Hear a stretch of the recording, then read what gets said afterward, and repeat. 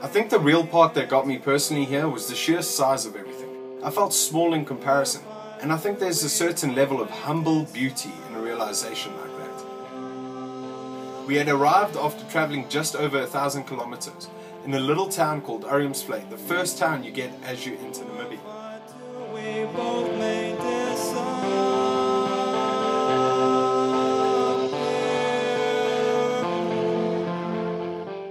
What made our stop over in Arnhem so special was the evening.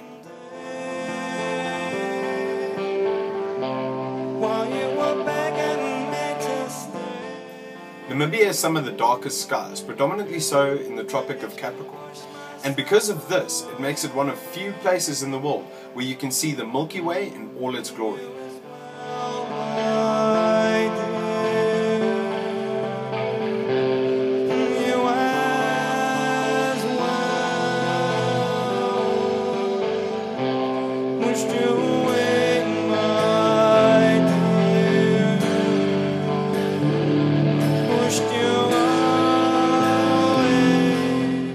We broke away from the foot of Namibia early the next morning and headed for the Fish River Canyon.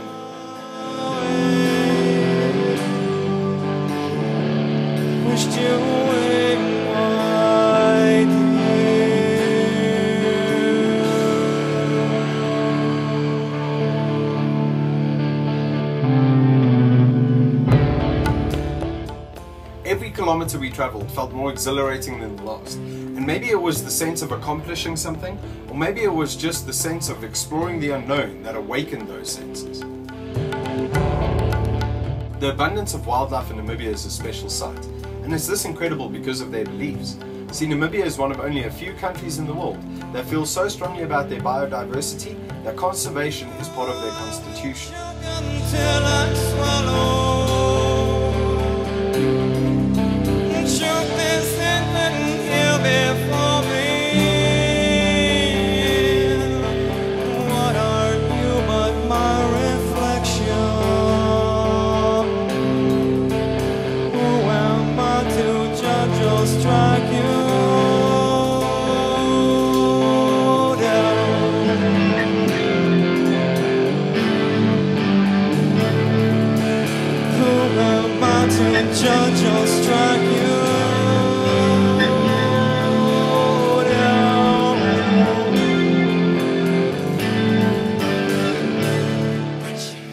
Really is worth the effort to stop over at Fish River Canyon. It was an amazing experience, and I really think it would make a great hiking destination.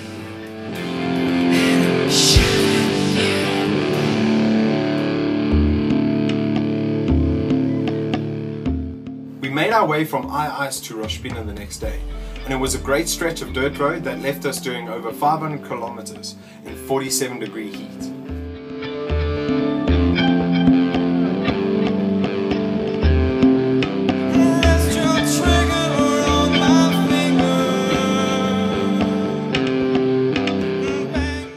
Luckily we have a keen sense of adventure and found some chill time in the Orange River. It's not the most advisable place to take a swim, but knowing that you're in the divide between South Africa and Namibia makes for a really interesting thought.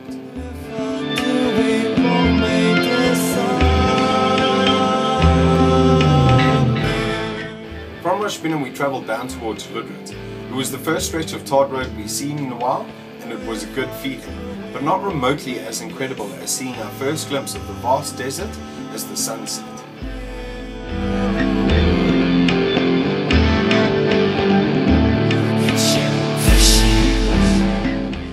This little town really has a creepy feel to it, because of Kolmanskop, the ghost town located outside. But the opposite is true when you meet the people. They were all friendly and excited of our arrival, and a night of getting to know the locals and socializing ensued.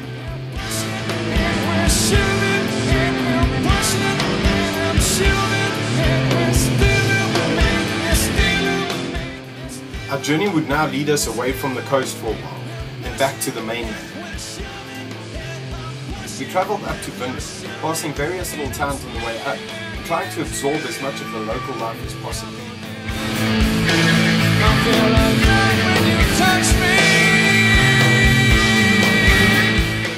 Our first stop in Windhoek was in Mist, a great little place that has marked the pit stop to every visit I've made to Namibia. It's a place called Joe's Pub, and it really is a hole-in-the-wall type of place. But what makes it so amazing is its decor and the people that go there.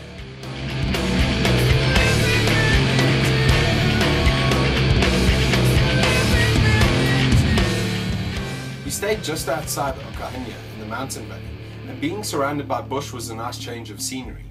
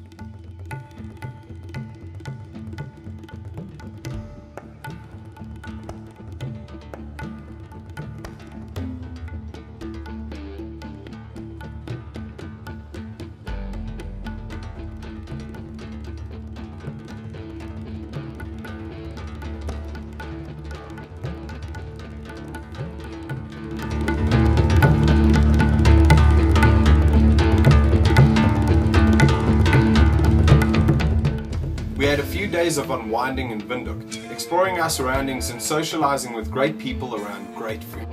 Our stay in Windhoek was a special one, but regardless of how comfortable our surroundings, it was time for us to get back onto the road towards Swakopmund for the last leg of our journey before traveling the reverse route back to our homeland.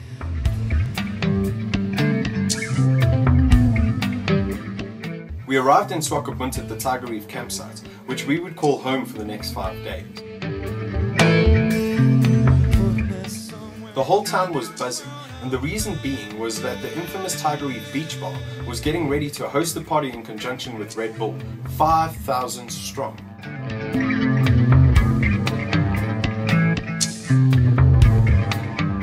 We managed to get a hold of the event organizer and create a giveaway promo for the VIP guests of the evening. This helped us create exposure for the Hisense Live to Explore team and raise awareness of the Hardcore Health Foundation.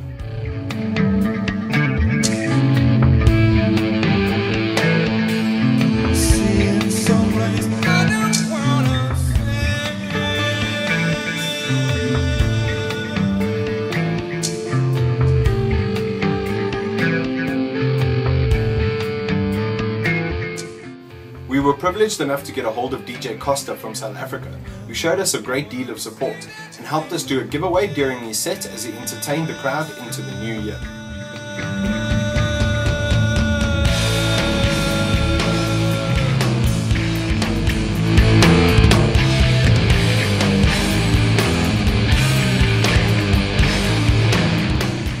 Swakopmund is packed with activity.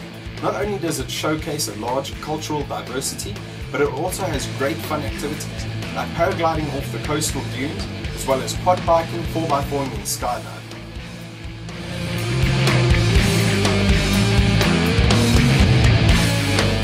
Another great part of Swakopmund is that it marks the halfway house between everything you would want to experience, like Dune 7.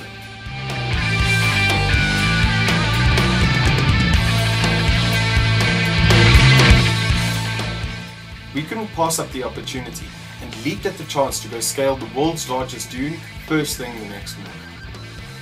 It takes the average person about 15 to 20 minutes to scale this dune, but the secret to doing it is doing it early. Anything later than 8:30 or 9 and the sand just becomes too hot to climb. My feelings of size came rushing back when I reached the top. Everything here is so phenomenally big and we are just so small in comparison. Further into the desert you find Bedford, a bucket list item for photographers the world over, and one of the most picturesque places I've ever been in.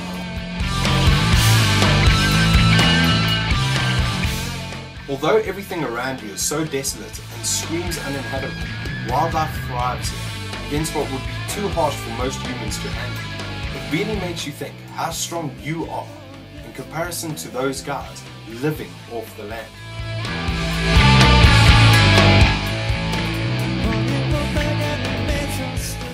Hisense had given us a great opportunity, and I think that most people would agree that the link between us and them served an incredible purpose. Our journey lasted a total of 6,859 kilometers of breathtaking exploration. The Live to Explore vision was a mere concept not too long ago, but thanks to the help and support of great people and enthusiastic companies like Hisense, that dream became a reality. As for the Live to Explore initiative, we hope in succeeding to give back to this world what it has given to us. With organizations like the Hardcore Health Foundation, we can help benefit and enrich other people's lives. We bid Namibia a sincere and heartfelt goodbye for the time being, knowing that we will return, because this country, its culture and its captivating beauty has made a place in our hearts, and we are honored to have been able to experience it firsthand. As for all of you that followed our journey from home, we thank you for your support, and remember, always live to explore.